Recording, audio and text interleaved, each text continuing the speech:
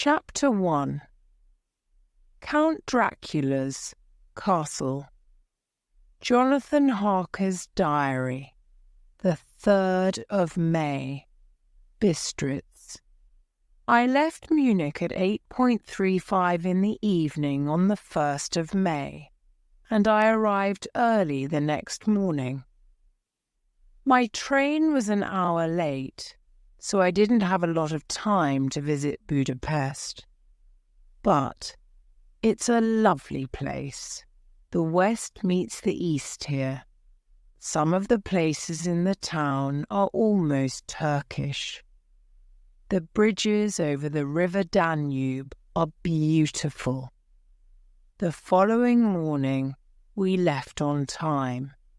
We arrived in Klausenburg late in the evening. I stayed the night at the Hotel Royal. I had an excellent dinner, chicken with hot red pepper. I asked the waiter about it. It's a national dish called paprika Händel. I must ask for the recipe. I want to give it to Mina. I'm going to meet an important man. He lives in Castle Dracula. He's a count. The castle is in the east of the country. It's between Transylvania, Moldavia, and Bukovina. It's in the middle of the Carpathian Mountains. I'm going to his castle tomorrow. The Count wants to buy a house in England. Mr. Hawkins, my employer, has sent me here. We found a large house for the Count. It's in the village of Carfax. I have some drawings to show the Count. I also took some photographs with my Kodak. It's quite an old house, but Mr. Hawkins says it's perfect for the Count. I hope Count Dracula likes it. I didn't sleep very well after my dinner. My bed was comfortable, but I had a lot of strange dreams. A dog was howling under my window. It howled for a lot of the night. I was also very thirsty, perhaps because of the paprika. I had more paprika for breakfast in a dish called implatata. It was also very good. I must ask for the recipe for this dish too. After breakfast I went to the station. My train was at 8 o'clock, and the journey was beautiful. We passed small towns, castles, hills, and rivers. It was early evening when I arrived here in Bistritz. An old lady at the Golden Crone Hotel was expecting me. She gave me a letter from Count Dracula. It has directions for my journey tomorrow. The 4th of May I'm writing this while I'm waiting for the coach. The coach is going to take me to Count Dracula's castle. This morning, I asked the old lady and her husband about Count Dracula. I asked about his castle. They looked very frightened. Then they made the sign of the cross several times. They said they didn't know anything. They didn't want to talk about it. A little later, the old lady came to speak to me. "Do you have to go, sir?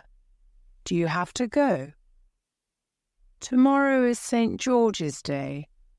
Tonight at midnight, all the bad things in the world will happen. You don't understand. Don't go, sir. Please wait until after St. George's Day." Then she took a cross from her neck. "For your mother," she said, and she put the cross around my neck. It was very strange. I must ask the Count about it.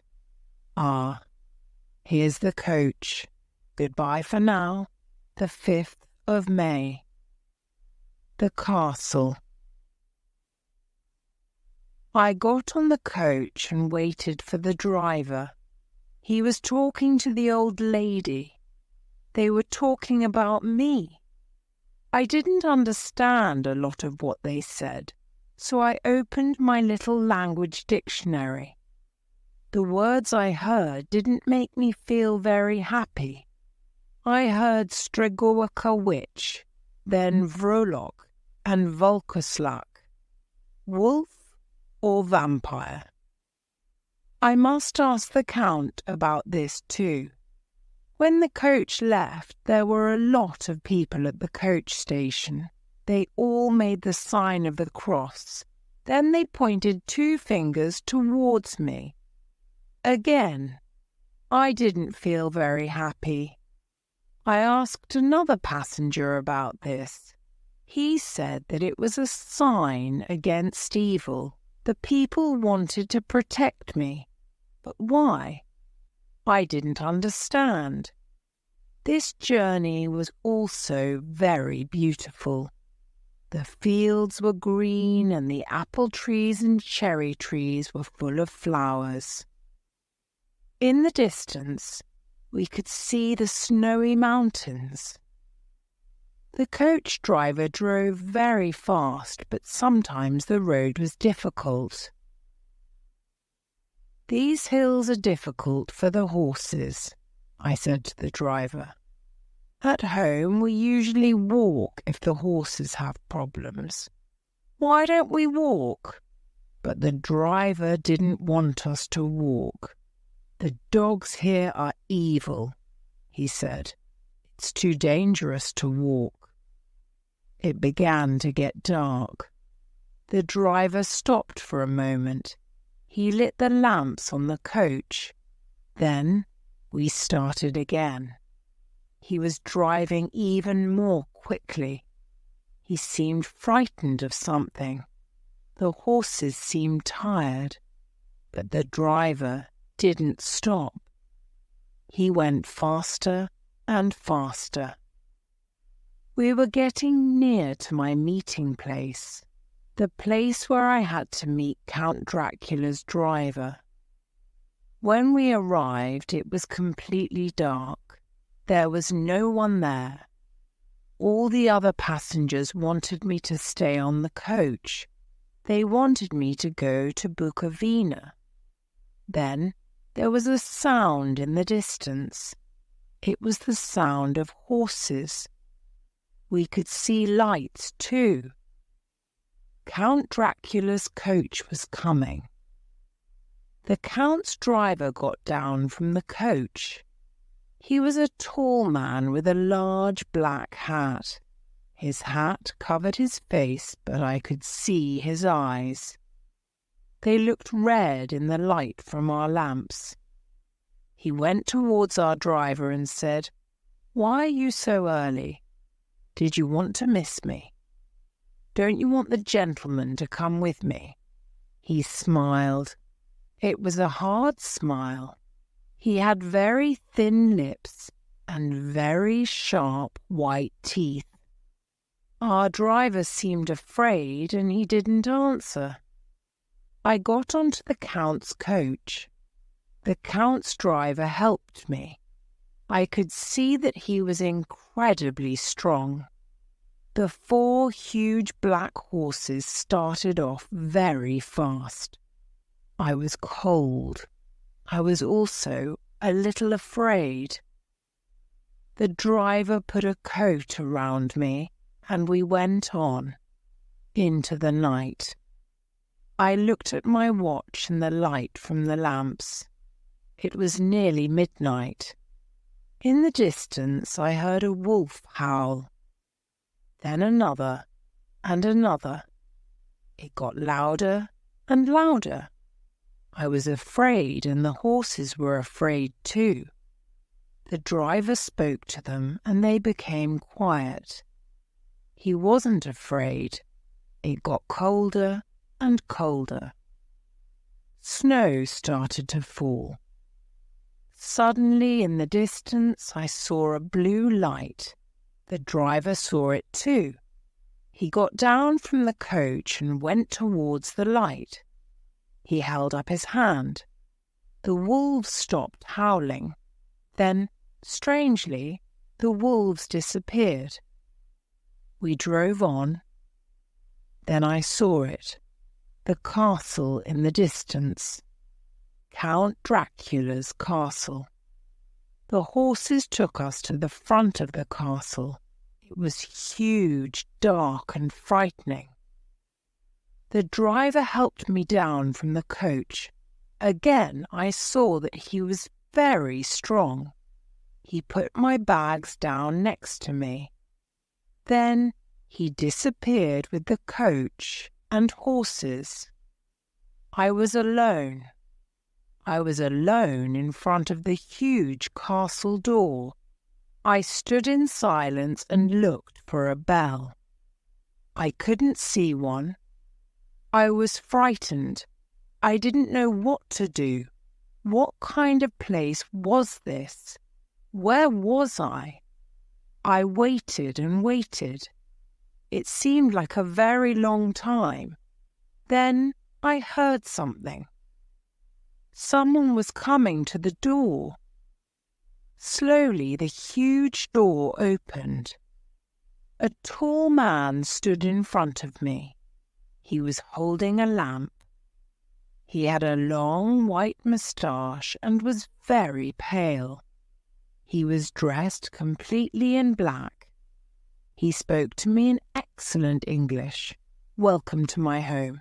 Please come in." Then he shook my hand. His hands were incredibly strong. It almost hurt me. "Count Dracula?" I asked. "Yes, I'm Dracula. Welcome to my home, Mr. Harker. Come in. The night is cold and you're probably tired and hungry." Then he picked up my bags and I followed him. He took me up the stairs and along a long corridor. More stairs. Then along another corridor.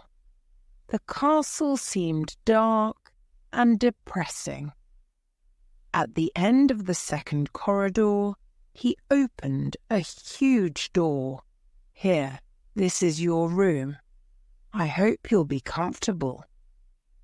I was happy to see the room was full of light. There was a beautiful fire. "Thank you, I'm sure I will be," I said. "Now, when you're ready, please come downstairs for supper." The Count left me. I washed and I changed my clothes. Then I went downstairs to have something to eat. The food was excellent. There was some chicken, some cheese, and some salad. The Count didn't eat anything. "I had my supper before you arrived," he said. While I ate my supper, I looked at the Count. He was tall, with a thin, sharp nose. He had a lot of hair on his head, but he also had hair on his hands. His face was pale and his lips were blood red. His teeth were very white and very sharp. 2 of them were longer. These 2 teeth came over his lips. They looked like a dog's teeth. He looked very strange. "And now you must go to bed," said the Count. "Sleep for as long as you want." In the distance we could hear the wolves howling. "Listen to them. Listen to the music they make. They're like the children of the night," said the Count. I was surprised. I didn't like the sound of the wolves. The 7th of May. I had a good day yesterday. I woke up late and went downstairs. Breakfast was ready. There was a note on the table. "I have to go away for some time today. Enjoy your breakfast. Do not wait for me. D." After breakfast, I looked around the castle. It's a very strange place. A lot of the doors are locked. It's very quiet. The only sounds I hear are the sounds of the wolves. In some rooms there's some beautiful furniture and there are some beautiful pictures. In other rooms some of the furniture is dirty and old. I haven't seen any servants. Strangely, there are no mirrors in the castle. I used my small travel mirror to shave this morning. This afternoon, I found a kind of library. I was very happy to find some English books in there. The Count says I can use the library at any time. I can also go into any rooms in the castle except the rooms which are locked. In the evening, he asked me about the great house in Carfax. I told him about it. I showed him my Kodak photographs of it. It's not a very nice place. It's old and big and a little bit depressing. It has an old chapel in the gardens. There's a psychiatric hospital near it, but there aren't many houses. The Count thinks that's a good thing. He doesn't like places which are full of people. He likes old places. He seems happy with it. I still think he's a very strange man. Again, we talked until late. Again, I had my supper alone. The Count didn't eat with me. The 8th of May I woke up late this morning. I seem to be living my life at night, not during the day. While I was shaving, the Count came into my room. I was surprised, so I cut myself. I couldn't see him in my mirror. I turned around, and he saw the blood on my face. He tried to attack me. He seemed to want my blood. Then his hand touched the cross on my neck. He moved back. Almost immediately, he became calm. Then he surprised me again. He took my mirror and threw it out of the window. It broke into 1,000 pieces. Now, how am I going to shave? I had my breakfast alone. The Count wasn't there. It's strange. I've never seen him eat or drink. After breakfast, I looked around the castle some more. It's on the edge of a very high cliff. Below it, there's a huge forest. More importantly, there isn't an exit. All the doors are locked. The only way out is through the very high windows. An impossible exit.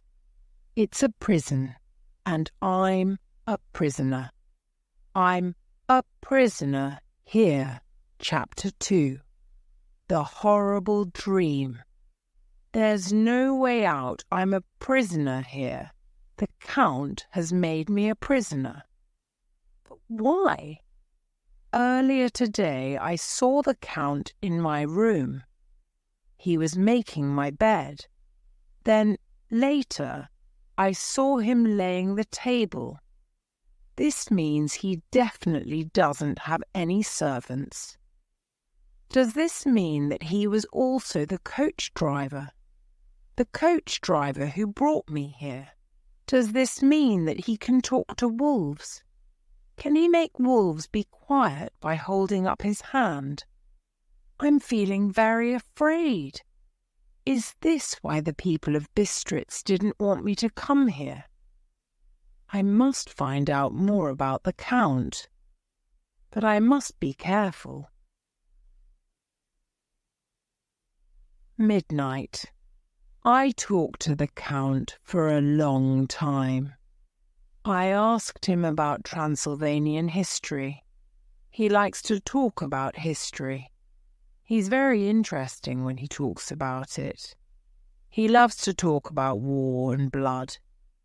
He talks about war like he was there at the time.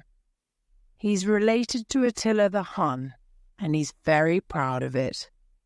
I now think he's a dangerous man.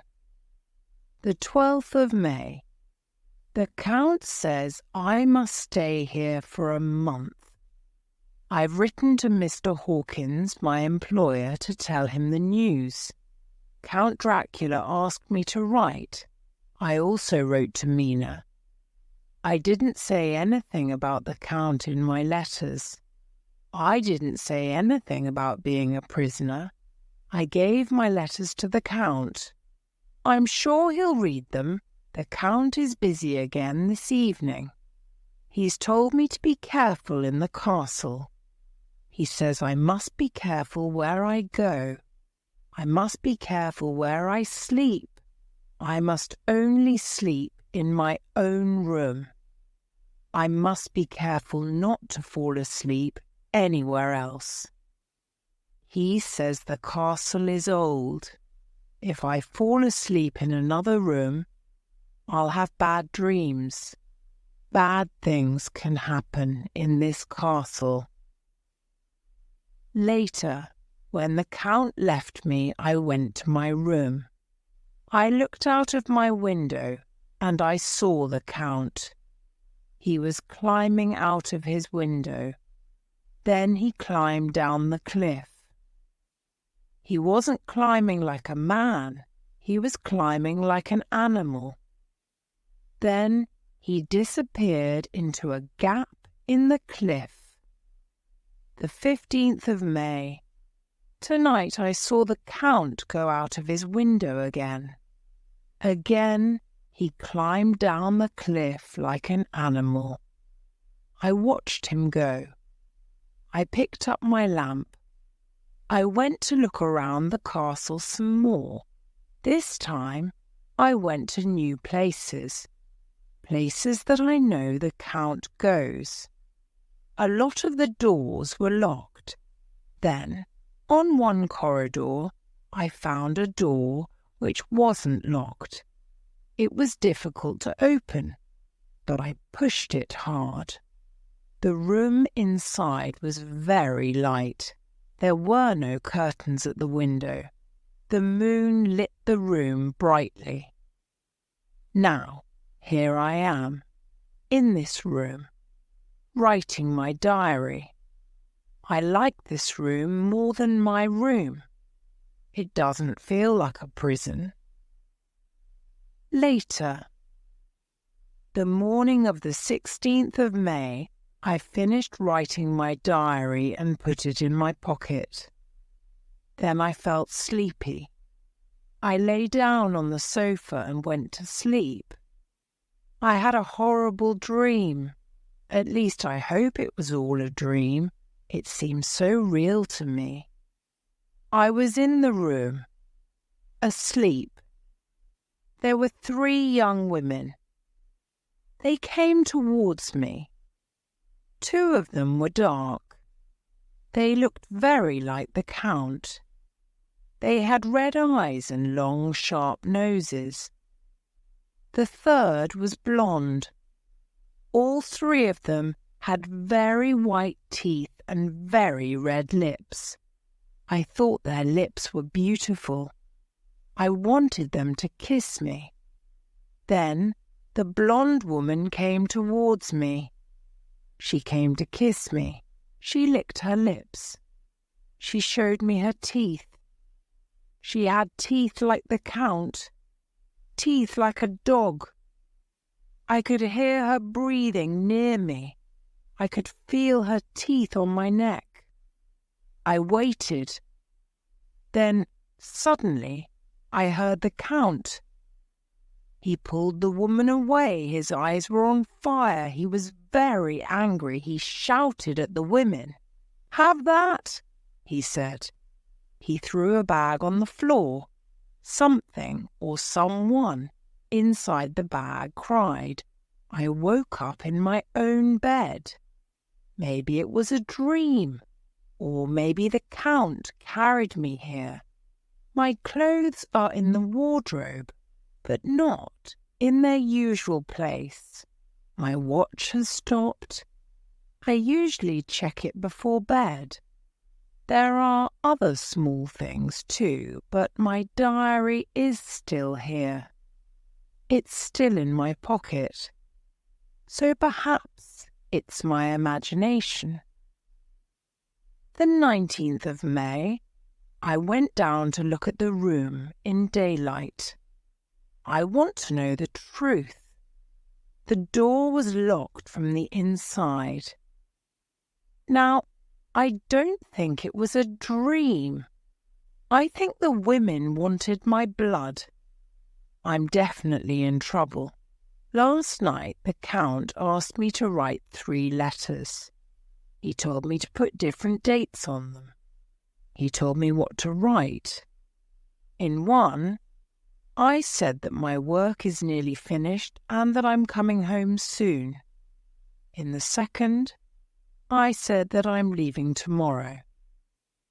In the third letter, I said that I'm now at Bistritz. I dated the letters June 12th, June 19th, and June 29th. Now I know. I must die before June 29th. The 28th of May. There's a chance of escape. Some workers have come to the castle. They're camping outside. I must write some letters. Perhaps the workmen will post them for me. I wrote 2 letters, one to Mr. Hawkins and one to Mina. I wrote Mina's in shorthand. I'm sure the Count can't read shorthand. Then I put them around some money. I threw them to the workers.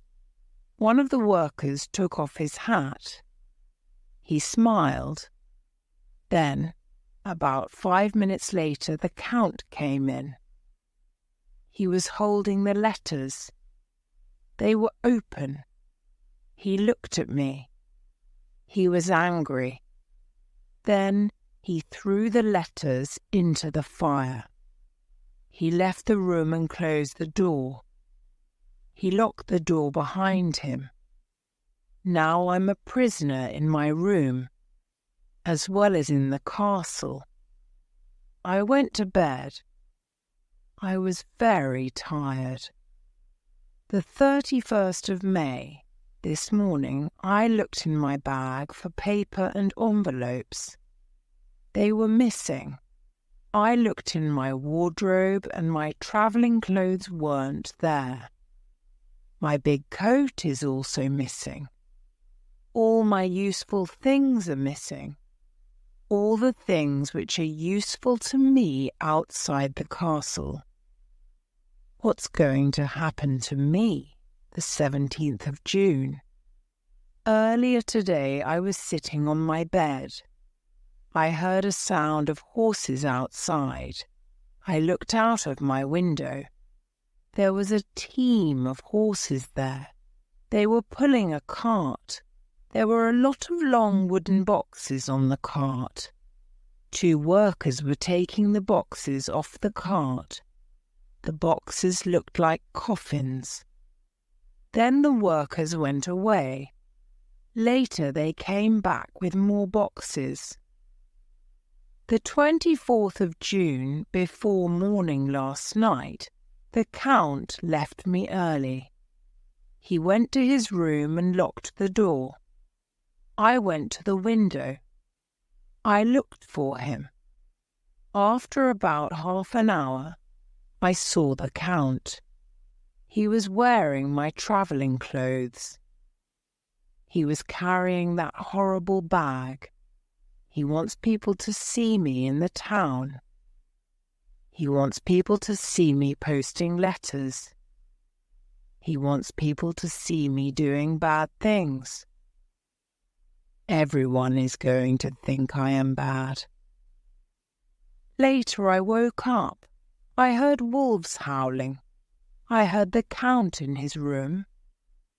I also heard someone crying in his room. Was it a child? Then I looked outside. There was a woman there. She saw me at the window. "Give me my child, you monster! Give me my child!"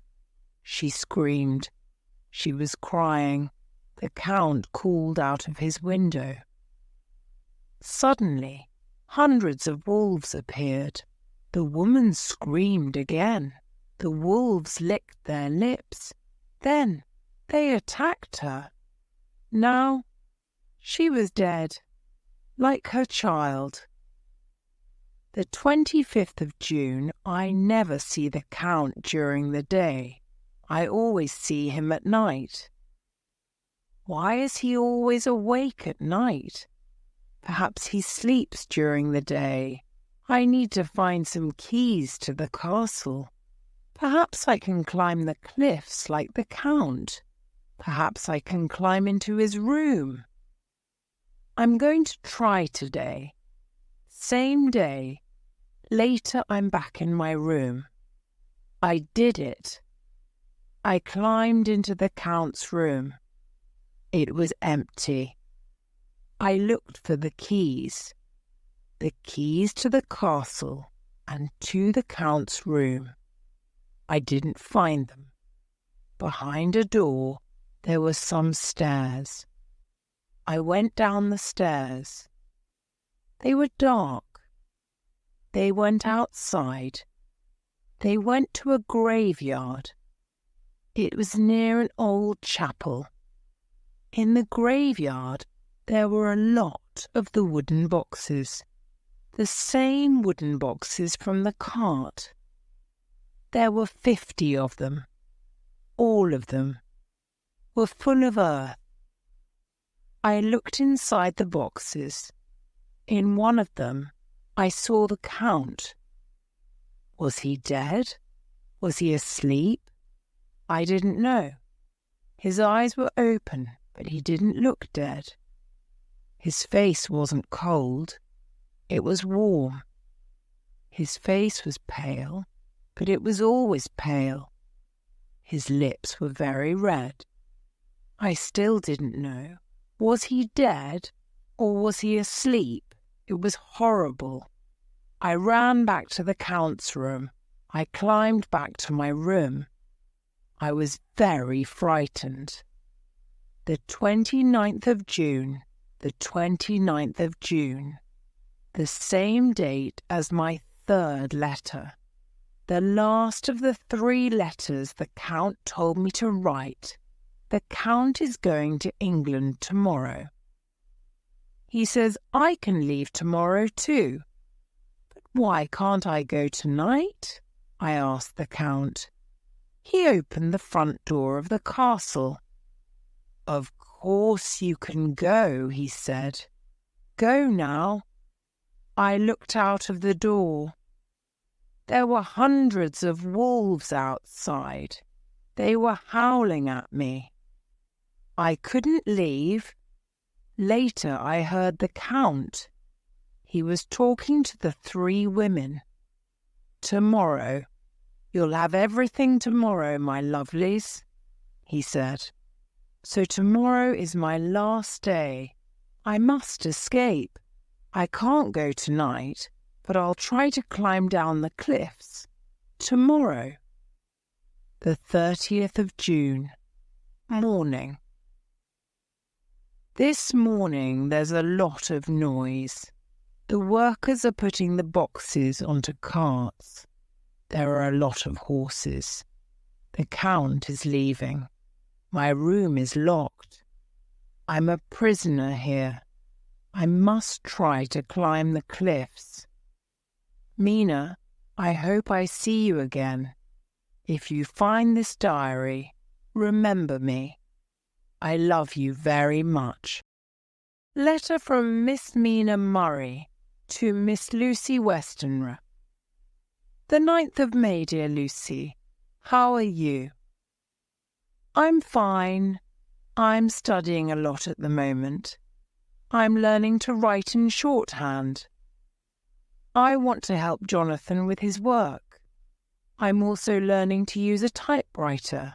I'm now quite good. When Jonathan and I are married, I can type his work for him. I had a letter from him yesterday. He's coming back soon. He's writing a diary. I'm going to write a diary too. A lot of people say it's very good for you. They say it helps your memory. I'm really looking forward to seeing you. I've never been to Whitby, but I love the sea and I love the sea air. Tell me everything. When you write to me, I haven't had any news from you for a long time. I've heard some stories about a tall, handsome man. Who is he? Write soon. Love, Mina. Letter from Lucy Westenra to Mina Murray. Wednesday. Dear Mina, thank you for your letter. Yes, you're right.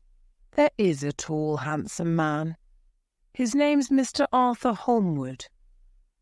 We go out together sometimes. Sometimes he comes to our house. Mother likes him a lot. Oh, Mina, I think I love him.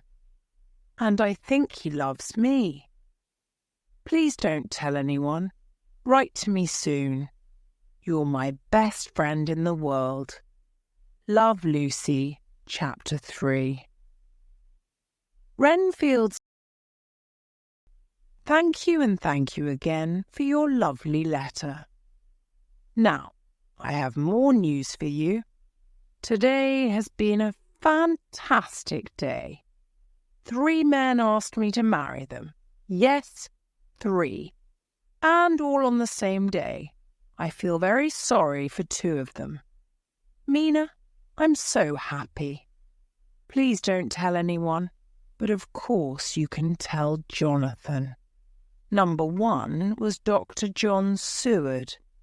A few months ago, Arthur introduced me to him. He's very clever and very interesting. He's only 29 years old and he's already an important doctor. He's the head doctor in a psychiatric hospital. I like him very much, but I don't love him. We've decided to stay friends. Number 2 came just after lunch. He's a man from Texas. His name's Mr. Quincy P. Morris. He's a very nice man. He's also a friend of Arthur's. But I'm sorry. I said no to him too. He was sad, but very kind. Then came number 3. I don't need to tell you about him. Yes, Mina, it's Arthur. Arthur wants to marry me. I'm so happy. I hope he'll still be friends with John and Quincy. They're all very nice men. I don't want him to lose his friends. But Mina, I'm so happy. Love, Lucy. Dr. John Seward's diary. Recorded on phonograph. The 25th of May. I'm sad today. Yesterday I asked Lucy to marry me. She said no. I've decided to think about my work. That usually helps. So I went to see some of the patients. There's one patient who's very interesting. Name, R.M. Renfield. Age, 59. Sometimes calm, sometimes angry, sometimes depressed. Very strong. Possibly dangerous. I must talk to him more. I want to find out more about him. Mina Murray's diary. The 24th of July. Whitby Lucy came to meet me at the station. Whitby is a lovely town by the sea. There's an old abbey at the top of the hill.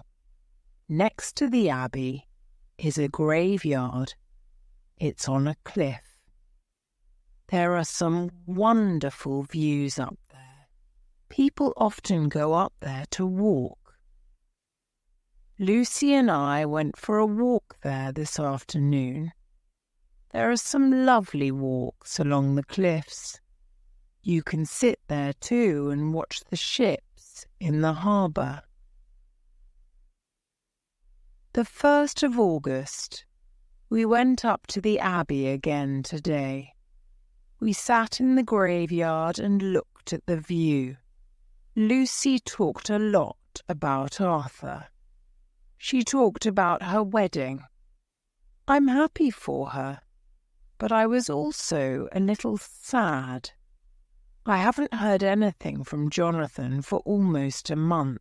Later, I went up to the graveyard alone. I could see the lights from the ships.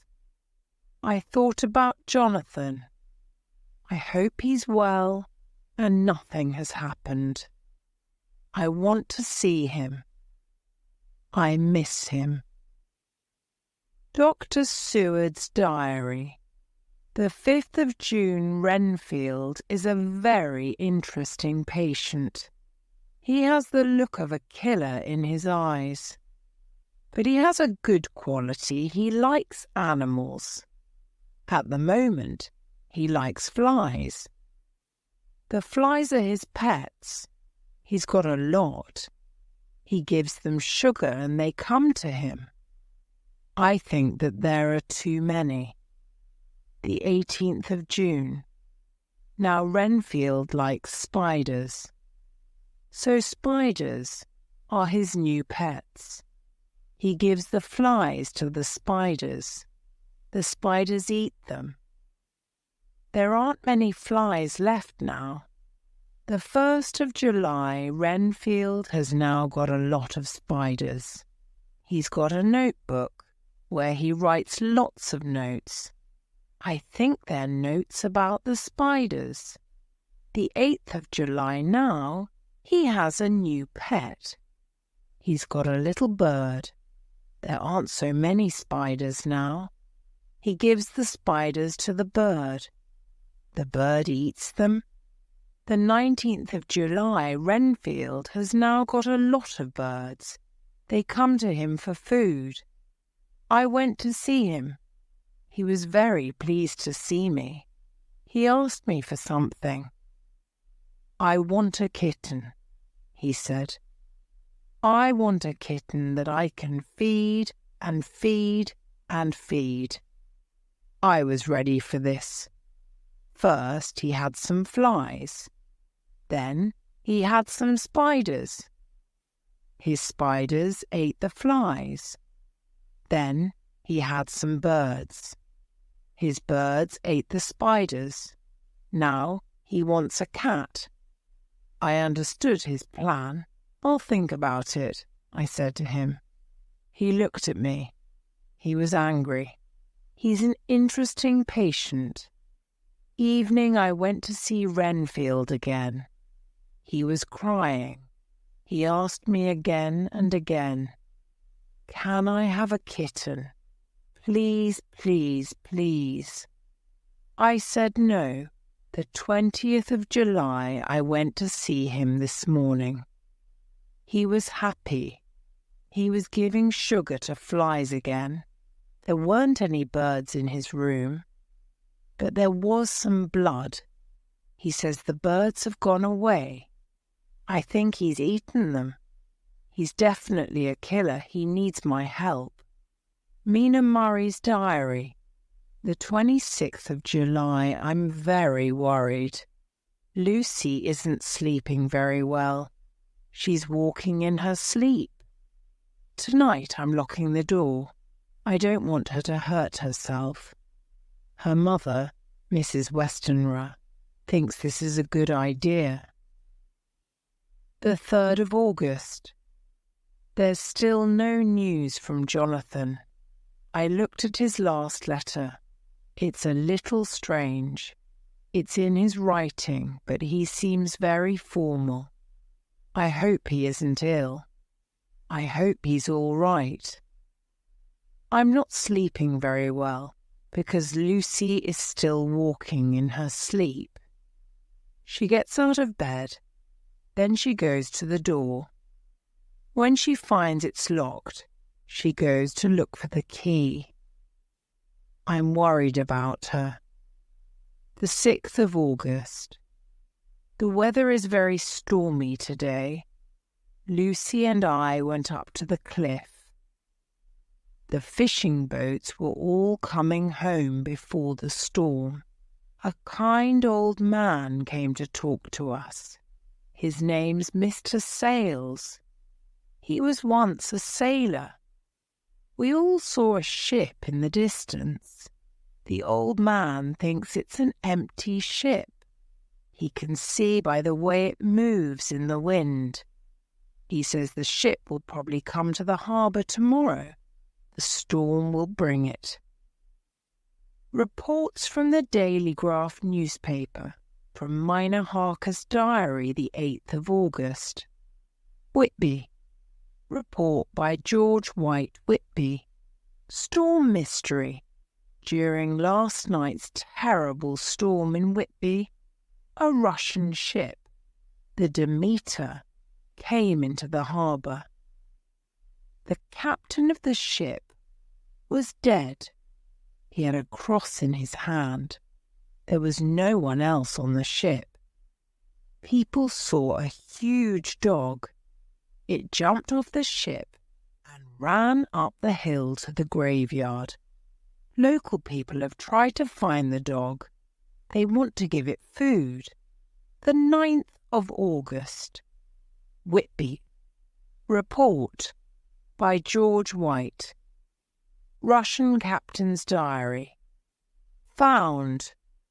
The Russian ship, the Demeter, is carrying 50 wooden boxes. They're full of earth for scientific research. A Whitby lawyer, Mr. Billington, has instructions to send them to a house in the village of Carfax. No one has seen the huge dog. A translation of the captain's diary follows. The 14th of July. The sailors are afraid. They say that there's something on the ship. Then they make the sign of the cross. The 19th of July. Petrovsky is missing. Olgarin says there's a strange man on the ship. The 26th of July. Another sailor disappeared today. The other men are all frightened. I have my gun with me. We can't find the strange man. The 30th of July. There are only 4 of us on the ship now. I don't understand what's happening. The 3rd of August. Someone cried in the night. I went to look outside. There was no one at the wheel. I've searched the ship. I'm alone. I'm the captain. I must stay with my ship. Help me, God. The next page was blank. What happened on the Demeter? We demand to know. The 10th of August. Whitby. Report by George White. Dead Dogson. Baker's Farm. Another Whitby mystery. Who or what killed the dogs on Baker's Farm? William Baker found his dogs this morning. They were covered in blood. Is Whitby safe? Mina Murray's diary, the 8th of August. Lucy didn't sleep very well last night. She got up twice and got dressed. I put her back to bed. I think the storm disturbed her. This morning we went down to the harbour together. It was a beautiful day. The air was clear and fresh. The old sailor was right. The empty ship was in the harbour. The poor captain was dead. Some people saw a huge dog. It ran off the boat. Lucy and I tried to find it. We wanted to give it some food and water. We couldn't find it. The 10th of August. It was the poor captain's funeral today. Some of the sea captains from the harbour carried the coffin up the hill. All the sailors followed. My kind old sailor, Mr. Sayles, wasn't there. He died this morning too. They found him by our favourite seat near the Abbey.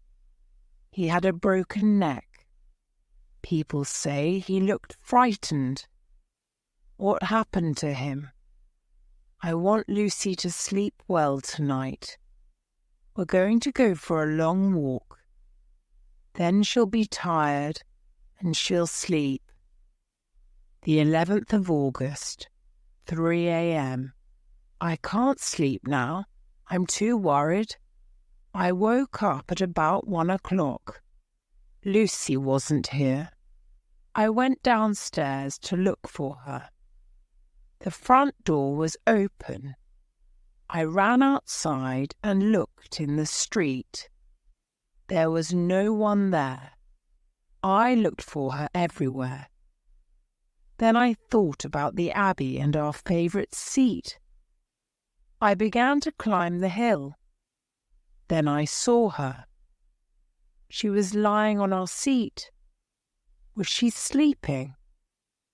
There was a man near her. Lucy. Lucy, I shouted. She didn't answer. The man looked up and I saw a very white face and red eyes.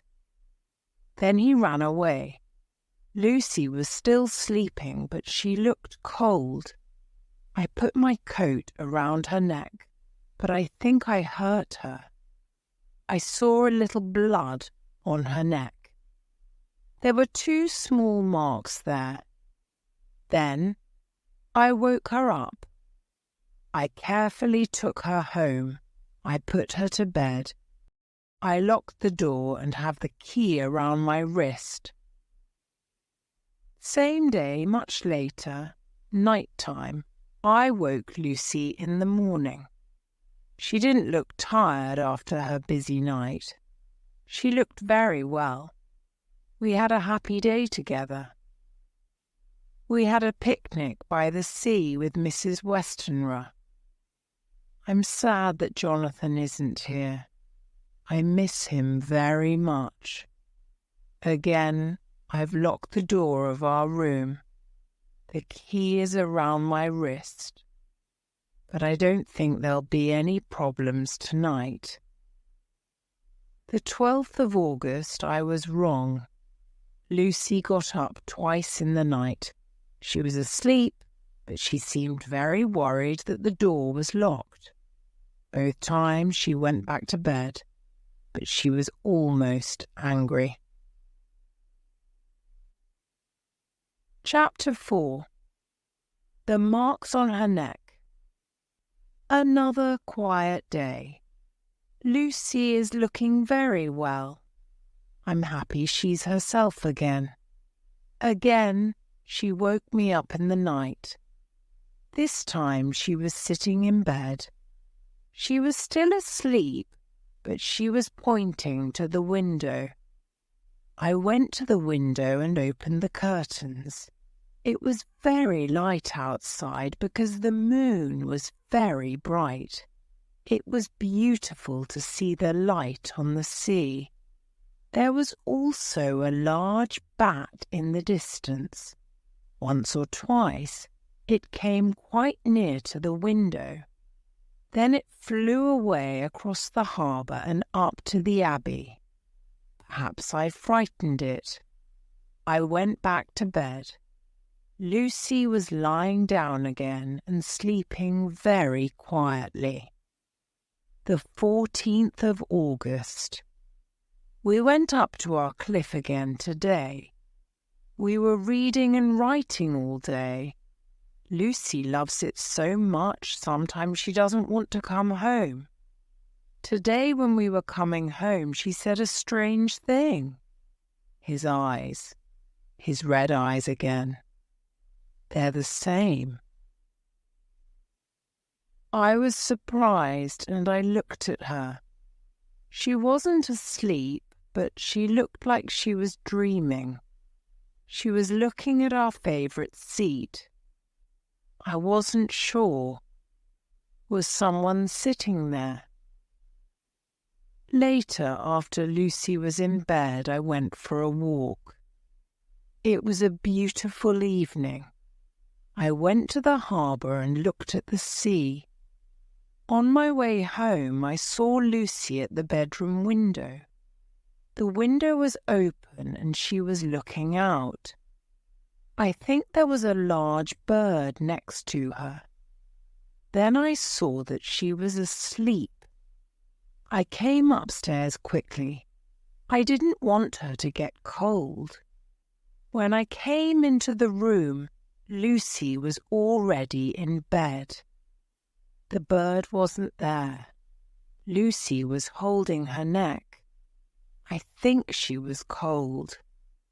I'm worried. I hope she isn't ill. I closed the window carefully and locked the door again. The 15th of August.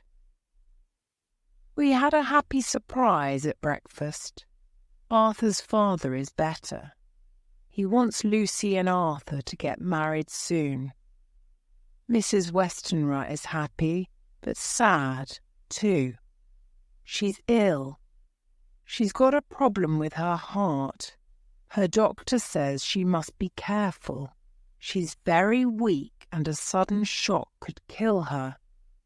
I'm sorry. Lucy knows that her mother is ill, but she doesn't know that it's so serious. I've promised not to tell Lucy. The 17th of August. Lucy is tired and very weak. She's still walking in her sleep. Her face is very pale. The marks on her neck are still there. They aren't any better. I'm worried that she's ill. Tonight I woke up and she was sitting by the window again. I went to close the window and she went back to bed. She was breathing very strangely. I think I'll ask the doctor to come. I'm very worried about her. The 18th of August, I'm happy today. Lucy is much better. She slept well last night and didn't walk in her sleep. She has some colour in her face, but she's still pale. We went up to our seat and looked at the view. We talked and talked. Lucy talked about that night. She said it wasn't a dream, but she saw something with red eyes. She said she saw me before I woke her up. It was very strange. I didn't want her to talk about it anymore. So we talked about other things. We talked and laughed. More and more colour came into her face.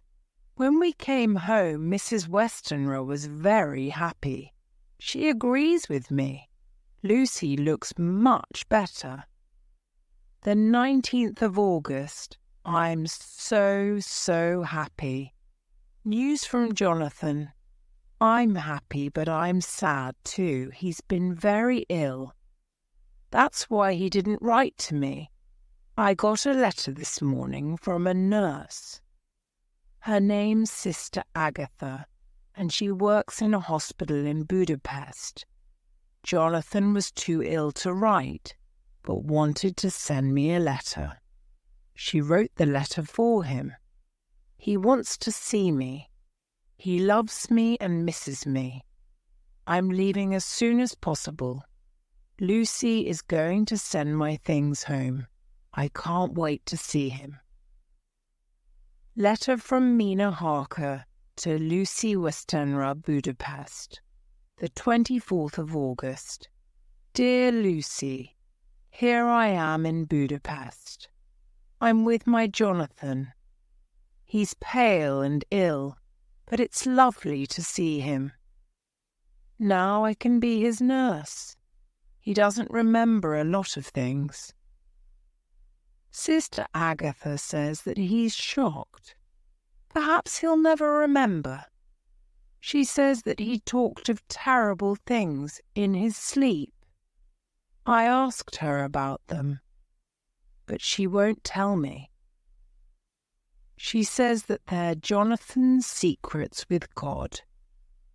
She's a very good person. Jonathan doesn't remember what happened to him. He gave me his notebook. He wrote everything in shorthand. He doesn't want to read it himself. He doesn't want to remember things. He says I must read it if I want to. I put the book under his pillow. I don't want to read it now. I'll only read it if Jonathan asks me to. The most important news: we're getting married this afternoon. I'm going to be Mrs. Mina Harker. Lucy, I'm so happy. Love, Mina letter from Lucy Westenra to Mina Harker. Whitby, the 30th of August. Dear Mina, I hope you can come home soon with Jonathan. The air here is very good. I'm sure it'll be good for him. I'm feeling much better. Arthur is here, and we're having a wonderful time. I'm not walking in my sleep at all at the moment. Arthur and I are getting married on the 28th of September. I'm so happy. Mother hopes you're well. She sends her love, Lucy, Dr. Seward's diary. The 20th of August. Renfield is often very violent during the day. Then he's very quiet at night. He's escaped 3 times in 3 nights. Each time he goes to the door of the chapel at the great house in Carfax. He doesn't do anything there. He just stays there, with his face against the door. Tonight we found him there again. He was talking to someone. He said, "I'm here, Master. I'm here for you." Then he calmed down. He was looking at a big bat in the sky. He was smiling. He seemed to like the bat. We took him back to the hospital. I hope I can help him. Letter from Arthur Holmwood to Dr. Seward. The 31st of August. Dear John, I'm worried about Lucy. I think she's ill. She's getting paler every day. Her friend Mina was worried about her. Now I'm worried too. I must go to my father. He's very ill again, but I really need your help. Can you come and see her soon? Your friend, Arthur Dr. Seward's diary. The 1st of September. Today, I went to see Lucy Westenra. Arthur is right. There is something wrong. She's very pale and looks very weak. I don't know what's wrong with her. I'm going to write to my old teacher, my good friend, Professor Van Helsing. I'm sure he can help us. He knows a lot about people who walk in their sleep. I hope he understands my letter. He's from Holland, and sometimes he has problems with his English. Letter from Professor Van Helsing to Dr. Seward. My dear friend, does not worry. I is coming to you. I does can help you, Van H. Letter from Dr. Seward to Arthur Holmwood. The 3rd of September, dear Arthur. The Professor came today. He agrees with us. Lucy is ill. She's very pale. She doesn't have enough blood. That's what the Professor thinks. He isn't sure what the problem is, but he has an idea. He's going back to Amsterdam tomorrow to do some research. How's your father? I hope he's getting better. Your friend, John Dr. Seward's diary. The 4th of September, Renfield was very violent yesterday. Now he's calm and back in his room. He's catching flies again. First he was eating them, now he's putting them in a box. He's already looking for a spider. He asked me for more sugar. I went to see Lucy this afternoon. She's looking better. When I came back, Renfield was angry again. He was shouting and screaming. Then, when the sun went down, he calmed down again. He did a strange thing. He went to his window and threw away his flies. I asked him about it. He said he was bored with them. He's a very interesting patient. When he's violent, it's never at night. It's always during the day. Telegram from Dr. Seward to Professor Van Helsing, the 6th of September. Come at once. Lucy is very ill. Chapter 5. The Wrong Address. Professor Van Helsing and I went to see Lucy today. She was very, very pale. Even worse than yesterday. Her face was white. Even her lips were white. Her breathing was very weak again. The professor said she needs blood. Lots of blood. Arthur arrived. His father is a little better. The professor asked Arthur to give his blood to Lucy. We went up to Lucy's room. The professor took some things from his bag. He gave Lucy something to help her sleep.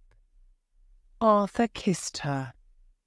Then the professor gave Arthur's blood to Lucy. The colour started to come back to her face. Arthur became paler and paler. Lucy wears a black band around her neck, with a beautiful diamond in the centre. The diamond was a present from Arthur. When the professor touched Lucy's head, the band moved a little. Both the professor and I saw 2 small marks on her neck. They were quite red. The professor seemed shocked and very worried. Arthur didn't see the marks. I took him back to his room. He needed to lie down. When I came back into Lucy's room, the band was covering her neck again. I asked the professor about the marks. He couldn't tell me about them. He's going back to Amsterdam tonight. He says there are books there that he needs. He says I must stay with Lucy all night. I mustn't leave her. He says I mustn't sleep. I must watch her all night. The 10th of September, I stayed awake with Lucy for 2 nights. At first, she didn't want to sleep. She was afraid. Then, I promised to stay with her and to wake her up if she had a bad dream. Both nights she slept very well. Yesterday she looked much better. I was very, very tired last night. Lucy told me to sleep. It was a good idea. I slept on the sofa in her room. This morning, I woke up when the professor came into the room. I opened the curtains and the light came into the room. Lucy didn't wake up. She was whiter than white. There wasn't any time. She needed blood. This time I gave her my blood. When she woke up, she looked better. The professor told me to go home. He told me to sleep. He's going to look after Lucy. The 11th of September this morning, I went to see Lucy. She's much better. While I was there, some flowers arrived. The professor took them to Lucy. I helped him to put the flowers around her room. Then we made a necklace of flowers for her. The flowers don't smell very nice. They're garlic flowers. The professor says they're Lucy's medicine. She doesn't like them very much. She wants to get better, so she's wearing them. I think it's a very strange medicine, but I trust the professor. He knows what he's doing. He told Lucy not to open the door or the window of her room. Then we left. He says we can sleep well tonight. Nothing will happen to Lucy. He's sure. The 13th of September. The professor and I went to see Lucy this morning. When we arrived, Mrs. Westenra came to meet us. You'll be happy to know Lucy's better. I went to her room a short time ago. She's still sleeping. I went to her room in the night. I was worried about her. She was sleeping well, but the room smelled horrible. I took away those horrible flowers and I opened the window. It smells much better now. At this news, the professor went white. Mrs. Westenra went away. Then the professor put his head in his hands and cried, "What has the lady done? What has she done? What has she done?" he said again and again. We ran upstairs to Lucy's room. She was very, very ill. This time the professor gave his blood to Lucy. "You aren't strong. You gave your blood last time," he said. "Now you must help me. Help me to give my blood to her." Then we put flowers around the room again. We closed the window and left Lucy. She was sleeping quietly and she looked better. We went downstairs to see Mrs. Westenra. The professor talked to her about the flowers. "The flowers are a medicine, Mrs. Westenra. You mustn't take them away. They must stay in the room. Please remember, they must stay." Then I left. I hope Lucy will be all right. She seems calmer when she has the flowers with her. The professor is going to stay with her. The 17th of September, I was in my study after dinner when I had a shock. Renfield ran into my room. I don't know how he got out of his room. I must ask the nurses. He had a knife in his hand and he attacked me. He cut my wrist. There was quite a lot of blood. When he saw the blood on the floor, he calmed down. Then he lay on the floor and tried to drink the blood like an animal. It was horrible to see. The nurses ran in. They picked him up and took him to his room. He was still calm, but he wanted more blood. The 18th of September, I got a telegram from the professor this morning. It arrived very late because he put the wrong address on it.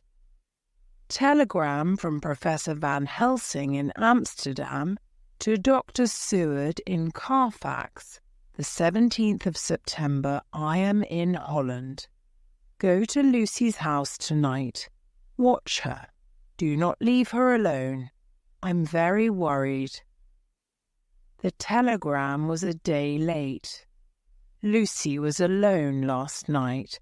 I must go to her immediately. Note from Lucy Westenra. The 17th of September. I'm writing this because I don't know what to do. I'm alone and I'm frightened. Last night, I went to bed as usual. I put the flowers all around my room. In the middle of the night, I woke up. There was a noise at my window. I looked out and saw the huge bat again. Then in the distance, I heard a dog howling. The noise got louder and louder. I tried to go back to sleep, but I was afraid. Then Mother came into my room. She said she was worried about me. Then we heard the noise at the window and she saw the bat. She looked frightened and a little shocked. I told her to sit down. I didn't want her to be ill. I could hear her heart. After a while we heard the howling noise again. This time it sounded very near. Suddenly there was a loud noise at the window. A lot of broken glass fell on the floor. Then, there, in the middle of the room, we saw a large wolf. We both screamed. Mother jumped up and tried to hold on to me. She pulled the flowers from my neck and then fell onto the floor, on top of me. I hit my head. The room seemed to go around in circles. The room was full of strange blue lights. Then the wolf went away. I couldn't move. My mother was on top of me. The servants ran into the room. They lifted my mother up. She was dead. They put her on the bed. They were all very frightened. I told them to go away. I told them to get some tea and to calm down. I put my flowers on my mother's body. Then I waited for one of the servants to come back. No one came. I called out. Still no one came. I went to the kitchen to look for them. They were all asleep on the floor. I looked around the kitchen. I found a small bottle of medicine. It was empty. Was my mother's medicine. It helped her to sleep. I smelled the tea in the servants' cups. I could smell the medicine. Now I'm back in my room with Mother. I'm alone with the dead. I can hear the wolf. It's howling outside. I can see the blue lights all around my room. I'm very frightened. I think I'm going to die. I'm going to put this note in my pocket. Someone will find it when I die. Goodbye, dear Arthur. I love you. Dr. Seward's Diary. The 18th of September. I went to Lucy's house immediately. When I arrived, it was 10 o'clock in the morning. I knocked at the door, but no one came. I tried all the doors and windows. They were all locked. Then I heard someone behind me. It was the professor. When he saw me, he was very shocked. Did you get my telegram? Why are you here? Where's Lucy? I told him everything. He went very pale. He tried all the doors and windows too. Then he said, "We must get inside. We must break a window." We broke one of the kitchen windows and climbed inside. We saw the servants on the floor. We ran up to Lucy's bedroom. There we saw the two women. Lucy was lying next to her dead mother. She was cold. but she was breathing. Lucy was alive. We took her to another room. A note fell out of her pocket. We put her in bed and covered her up. She began to get warmer. The professor looked very worried. She must have blood. You're too tired. You can't give more blood. I'm too tired. But she must have blood. She must have blood again. Then there was a voice at the door. Can I help? Can I give my blood to dear Lucy? It was my old friend, Quincy Morris. He had a telegram from Arthur with him. Quincy, go to Lucy's house. No news from Seward. Father is very ill. I can't go myself. Please go to Lucy. See if she is all right. Arthur.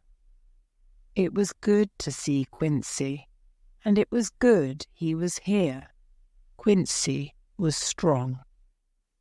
He gave his blood to Lucy. Then the professor gave me Lucy's note. I read it and gave it back to him. It seems a mad note to me, but the professor is worried. He doesn't think Lucy is mad. He put the note back in Lucy's pocket. Then he took the band off Lucy's neck. The marks are still there. They almost look bigger. He covered the marks with a scarf. Quincy and I went to talk. I told him everything. He's going to help us. He's going to sit with Lucy too. He's going to watch her. The 19th of September last night, Lucy slept badly. She had some bad dreams. When she woke up, she was very ill. It's strange, but when she's awake, her breathing is very weak. When she's asleep, it's better. Another strange thing is her teeth. Perhaps it's only the evening light, but when she's asleep, 2 of her teeth look longer. She wanted to see Arthur, so he sent a telegram. Quincy went to meet him at the station. Lucy was very happy to see him. She looked a little better, but she's still very ill. It's now nearly midnight. Arthur and the professor are sitting with her. I'm going to sit with her at 1 o'clock. Then the others can sleep. I'm very worried about her. I don't think she's going to get better. I'm worried that she's going to die. Chapter 6. The Bloofer. What a terrible few days. Lucy's mother, then Arthur's father. And now... Yes, now Lucy. I sat with her all night until 6 o'clock. Then the professor came in and opened the curtains. She was very, very pale and her breathing was terrible. He took the scarf off her neck. He was obviously worried, so I went to look at Lucy. Where were the marks? The marks on her neck weren't there anymore. The professor looked at me. She's dying. Bring Arthur here. He must see her. I brought Arthur into the room, and Lucy smiled at him. He smiled too, and went to kiss her. No, not now, said the professor. Hold her hand. You can kiss her later. He held her hand, and she went to sleep. A short time later, her breathing was better. She opened her mouth a little. Again, 2 of her teeth seemed longer. She opened her eyes and spoke. Her voice was very strange. Kiss me, Arthur. Kiss me. Arthur went to kiss her, but the professor stopped him. No, Arthur. No, he shouted, and he pulled Arthur away from Lucy. Arthur and I were shocked and surprised. Lucy's face was almost angry. She closed her mouth and her eyes and went back to sleep. Her breathing was weak again. Now you can kiss her, said the professor. Arthur held her hand and kissed her. A few moments later, she died. Arthur is a broken man. We all three loved her, but Arthur was hers. It's terrible to see him. It was strange, but when she died, some of her colour came back to her. Usually people are paler when they die, but Lucy almost looked better. I turned to the professor. She's beautiful, isn't she? She's so peaceful. It's difficult to believe that she's dead. Now she can have some peace. It's all over for her. Yes, she's beautiful, but this isn't the end. It's only the beginning. Wait and see, he said. We made the preparations for Lucy's funeral. The professor put some garlic flowers in her coffin. He put a gold cross on her mouth. Mina Harker's diary. The 24th of September, Jonathan and I are now at home, in our new house. Today has been a terrible day. When we arrived home, there was a telegram for me. Lucy is dead. So is her mother. Their funeral was yesterday. She was my best friend. Jonathan is asleep. He's still ill. He had a bad shock today. We were walking in London. Suddenly, Jonathan stopped. He looked very frightened. It's him, he said. He was looking at a tall, thin man. The man was very pale and had long, white teeth. He had a very hard face. I didn't like him. Jonathan took my arm and we ran away. When we got home, he gave me his diary. He has asked me to read it from the Westminster Gazette, the 27th of September, a Hampstead mystery. Strange things are happening in Hampstead. Last night the police found a small child in the park. It was very late at night. The boy was very weak. He had 2 small marks on his neck. The marks are something like marks that an animal could make, like a bite from a dog. The police took him to hospital. When he was feeling a little better, the boy talked about the bloofer lady. This isn't the first time. A similar thing happened 2 nights ago. 3 other children also came home with marks on their necks. They all talked about the bloofer lady. Police think the children mean the beautiful lady. The police are watching for small children alone, late at night. They're also looking out for a dog. Letter from Professor Van Helsing to Mina Harker, the 28th of September. Dear Mrs. Harker, my name's Professor Van Helsing. I'm a friend of Dr. Seward and Arthur Holmwood. I'm writing to you because I helped poor Lucy before she died. Arthur gave me Lucy's letters and diary. I read them, and I know you are her best friend.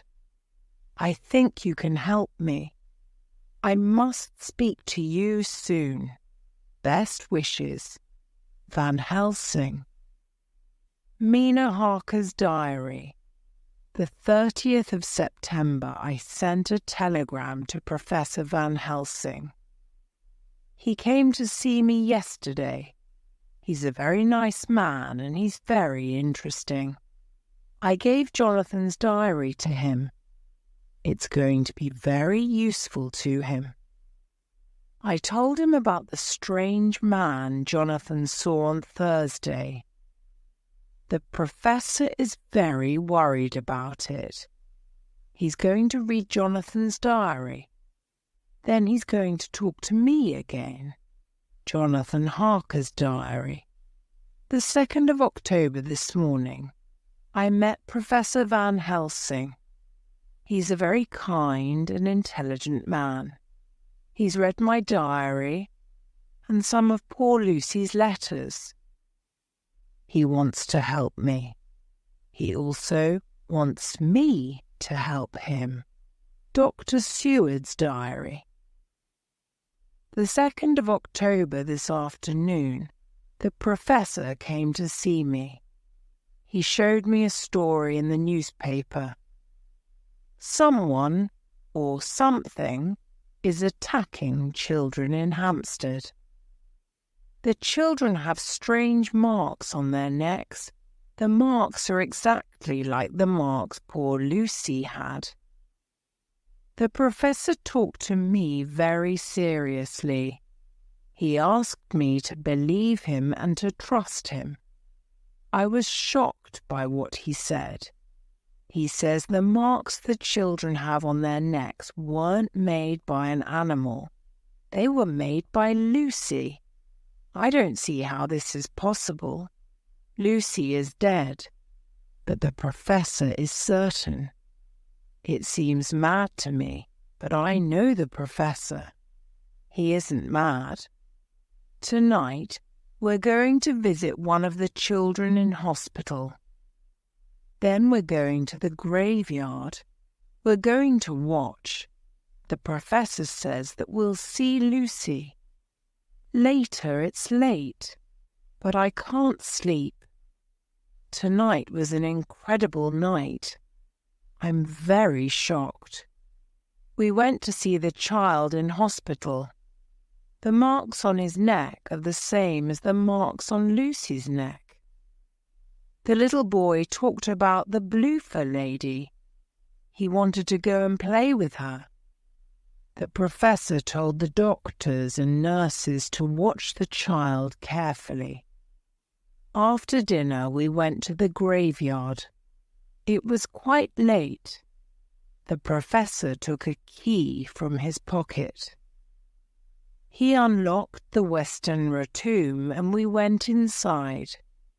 In the light from his lamp, we read the names on the coffins. He found Lucy's coffin and started to open it. I was very shocked and I tried to stop him, but he continued, "You must believe me. You must trust me," he said. "Now, look. Look inside." The coffin was empty. Lucy wasn't there. It was incredible. The professor is coming again tomorrow. This time we're going to the tomb in the daytime. He says I need to see something more. The 3rd of October, we went to the Westenra tomb this morning. The professor opened Lucy's coffin again. This time she was inside it. I was very surprised. The professor explained to me that she isn't dead. She isn't alive. Poor, poor Lucy. She's undead. The marks on her neck came from a vampire. Now she's a vampire too. Her teeth are very long, like a dog's teeth. The professor says that Lucy is the bloofer lady. She's biting the children. Lucy is drinking their blood. It's horrible. He says we must save her and we must save the children. He says we must kill her. If we kill her, then she'll be safe. He wants Arthur to help us too. I don't know what to think. How can we kill Lucy? She's already dead. But it's true. She isn't the lovely Lucy anymore. She's a vampire and a monster. I hope Arthur will understand too. Later. This afternoon, Arthur, Quincy and I all went to meet the professor. He told Arthur and Quincy that we must go to Lucy's tomb. He said that we must open her coffin. Arthur was very angry but listened to the professor's story. I also told Arthur about Lucy's empty coffin yesterday. Then I told him about this morning. The professor explained to Arthur that Lucy is undead. The only way to save Lucy is to kill her. He said we must put garlic in her mouth. We must cut off her head and put a stake through her heart. Arthur thought this was horrible. He said the professor mustn't do it. The professor asked Arthur to trust him. After dinner, we all went to the graveyard. We opened Lucy's coffin. Arthur and Quincy were very scared. Then they looked inside. It was empty. They were very shocked. The professor closed the coffin and we all went outside. The professor locked the door of the tomb. He put garlic around the door. He put a cross on the outside of the door. Then we all waited behind some trees. After a short time, we saw a woman in the graveyard. She was holding something. Then we heard a small cry. It was a child's cry. The woman came nearer and we could see her in the moonlight. It was Lucy. But she wasn't the same lovely Lucy. Her face was hard and evil. She looked horrible. Arthur was very shocked. We went towards her.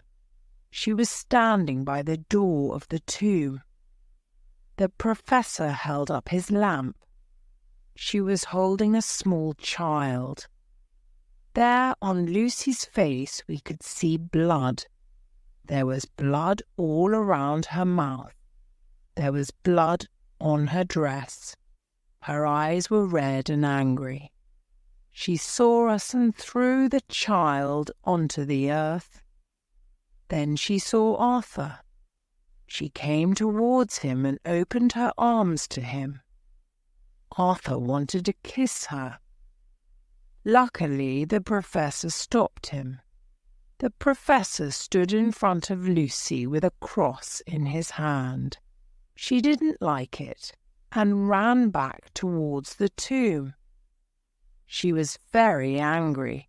Her face was horrible. Arthur began to understand. Then the professor took away the garlic and the cross on the door. Lucy went inside. She went inside through a small gap, without opening the door. Now we're all sure. Lucy is undead. We took the poor child to the hospital. I hope he'll live. The professor says we must go back to the graveyard in the daytime. We must kill Lucy. Tomorrow. Chapter 7. Finding the Boxes. Arthur, Quincy. The professor and I all went to the graveyard together. The professor unlocked the door of the tomb. He had a large bag with him. We went over to Lucy's coffin and the Professor opened it. Inside, Lucy still had blood around her mouth. She looked hard and horrible. Arthur looked at her. His face was hard too. He now hated her. This thing wasn't Lucy. This thing was a vampire. Now, Arthur, you loved her more than any of us, said the Professor.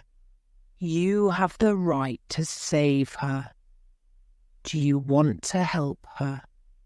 Yes, tell me what I must do, said Arthur bravely. Use this hammer. Use it to hammer this stake through her heart.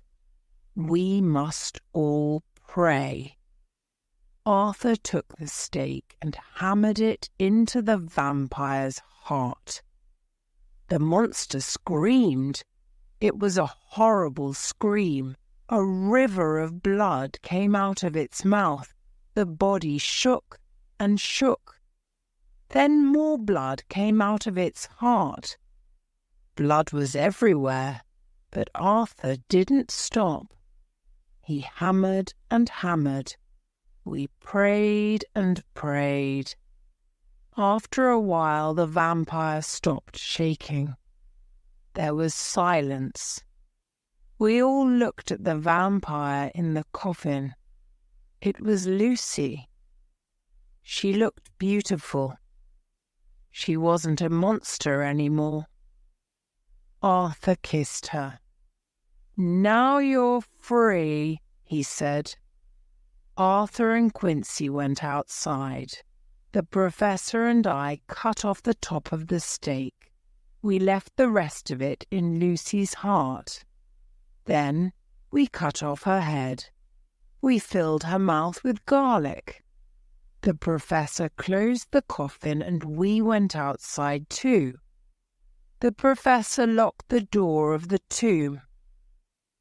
Now, my friends, he said, we've finished the first part of our work. The next part is to find Count Dracula. We must destroy him. I must go back to Holland. I need some more information. Now let's go back to my hotel. We must make a plan. I want you to meet Mina and Jonathan Harker. They're coming to Carfax to stay with you, Seward. We must all work together. The Professor gave me a copy of Jonathan's diary. The Professor says it'll help me understand everything. The 5th of October, earlier today, I went to meet Mina Harker at the station. I recognized her immediately from Lucy's description of her. She shook my hand warmly. The Professor is right. She's a very good, intelligent lady. Her husband, Jonathan, is coming later. He's gone to Whitby to find out more about the 50 boxes of earth. Later, I showed Mina my phonograph. She thinks it's a wonderful machine. She thinks it's even better than using shorthand. In some ways, I agree with her. But there's a problem. If I want to listen to my diary, sometimes it's difficult to find the right part or the right day. Mina's going to help me. She's brought her typewriter with her. She's going to type my diary for me. I think that's a good idea. It'll be difficult for her to read, but I want her to know all about Lucy. I've read Jonathan's diary. Mina wants me to read her diary too. We all think the time has come to share. We need to destroy Count Dracula. There must be no secrets between us. I hope that Jonathan will find out a lot in Whitby. We need to know about the boxes. Where did they go? If we find out about them, we can find the Count. We can destroy him. Jonathan Harker's diary. The 7th of October, I met Mr. Billington at the station in Whitby. and he immediately took me to his offices. He's a friend of my employer, Mr. Hawkins. He was very happy to help me. He gave me a lot of information about the boxes. The 50 boxes which the Count sent here to England. The letter with them said 50 boxes of earth for scientific research. Mr. Billington sent the boxes to London on the instructions of the Count. He sent them to King's Cross Station. When I got back to London, I went to speak to the officers at the station. 50 boxes of earth arrived, and 2 men took all 50 of them to a chapel. Where's the chapel? Near Dr. Seward's hospital, in Carfax. I'm now sure that all the boxes of earth arrived in Carfax, but are they all still there? I don't know. We must find out as soon as possible. Dr. Seward's diary. The 7th of October, Jonathan returned from Whitby today. He's a very nice man. The professor's also arriving today, and Arthur and Quincy are arriving later today too. Mina has finished typing up my diary. Jonathan and Mina are putting together all the information from all our diaries and letters. They want to put everything in order of time and date. It's going to be very interesting. Jonathan has also brought some of the letters from Mr. Hawkins, his employer. They're about the Count's house, and some of them are from the Count's lawyer, Mr. Billington. There's information in them about the Count's instructions and his movements. There's also information about the boxes. The dates are very interesting. They seem to have a link with Renfield. There's a link with Renfield's violence and the dates of the Count's movements. I'm sure there's a connection between Renfield and the Count. The letters are going to help us. This afternoon, I went to visit Renfield in his room. He's very quiet. In fact, he doesn't seem mad at all. He saw Mina in the gardens this afternoon.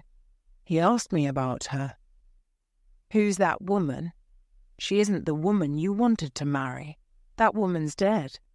I know she is. I was surprised. How did Renfield know about Lucy? Later, after dinner, we all met in my study. It was good to see the professor again. The professor put his golden cross on the table. We all held hands. We made a promise together. We promised to find the Count. We promised to destroy him. The professor's plan is very good. First, we must go to the great house and search the chapel. We must find the boxes, and we must sterilize them. The professor wants Mina to stay here. She'll be safe here. We're going to the big house later tonight. While we were talking, Quincy jumped out of his chair. He pointed at the window. There was a huge bat there. It was trying to get inside. Jonathan Harker's diary, the 8th of October, 4 a.m. We've just returned from Carfax. I can't sleep, so I'm writing this. The professor gave each of us a cross and some garlic. He took out some skeleton keys from his pocket. I tried some of them. One of them worked perfectly. I unlocked the door and we went inside the house. There was a horrible smell. A smell of death and dying. We went from room to room. There were boxes and papers and letters everywhere. In one room, hundreds of rats appeared. It was horrible. We only found 29 boxes. 21 boxes are missing. We must find the other boxes. While I'm writing, I'm looking at my lovely Mina. She's asleep and she's so beautiful. Perhaps she's a little pale. I hope she isn't ill. I'll ask her in the morning. Mina Harker's diary. The 8th of October, I woke up very late this morning. In the night, I had a strange dream. I don't want to tell Jonathan. I don't want him to worry. In my dream, I heard a lot of dogs howling. There was a large bat. Then it wasn't a bat. It was Renfield. Then it wasn't Renfield. There was a person with very red eyes. There was a white fog. Then I saw a very white face, very close to mine. Then everything became black and dark. I didn't like it. Today I feel very tired. I'm worried about this dream. It's like one of the dreams in Jonathan's diary. I think I'll ask Dr. Seward for some medicine tonight. Perhaps he's got some medicine to help me sleep. Jonathan Harker's diary. The 8th of October evening. This afternoon I spoke to some of the workmen in the village. I asked them about the boxes. 2 of the men delivered the boxes to London. They delivered 6 to an address in South London and 6 to an address in the north. They say I need to speak to a man called Sam Bloxham. He probably knows about the other boxes. I'm going to London tomorrow. I think Count Dracula is making homes for himself all over London. We must stop him. The 9th of October. What an exciting day. I found all the boxes. Mr. Bloxham was very helpful. He delivered the boxes to different addresses. At each address there was a tall, thin man there. The man helped Mr. Bloxham with the boxes. The man was very pale and very, very strong. He had strange red eyes. Mr. Bloxham saw the Count. Count Dracula is definitely in London. I'm still worried about Mina. She looks very pale and tired. Dr. Seward's diary. The 9th of October, Renfield's changing from one moment to the next. 1 minute, he's happy and calm. Then the next, he's violent, angry, or depressed. Some of the nurses say they can hear him in his room at night. Sometimes he's talking very loudly. They think he's talking to himself, or that he's praying. Earlier today he was very calm, but depressed. He talked about life. He talked about the life of the flies, the spiders, the birds, and all the animals he's eaten. He's afraid of their ghosts. I'm now certain that he has a link with the Count. When I left, he seemed confused. Later, I heard him singing in his room. He seemed very happy. The 10th of October. How can I start? This has been an incredible day. Late last night, I went to see Renfield. He was lying on the floor. There was blood all over him. He was badly hurt. I cleaned the blood and put Renfield into bed. He was thirsty, so I gave him some water. He talked about the Count. I asked a nurse to find the Professor, Quincy, and Arthur. Renfield told us his story. We all listened very carefully. The Count has often been inside the hospital. He's visited Renfield and has given him flies, spiders, and sometimes rats. The Count can get into buildings through very small gaps. Then, the incredible news. The Count has recently visited Mina. But where was the Count now? There was no time to lose. We ran to Mina's room. Jonathan was on the bed and his eyes were closed. He couldn't move.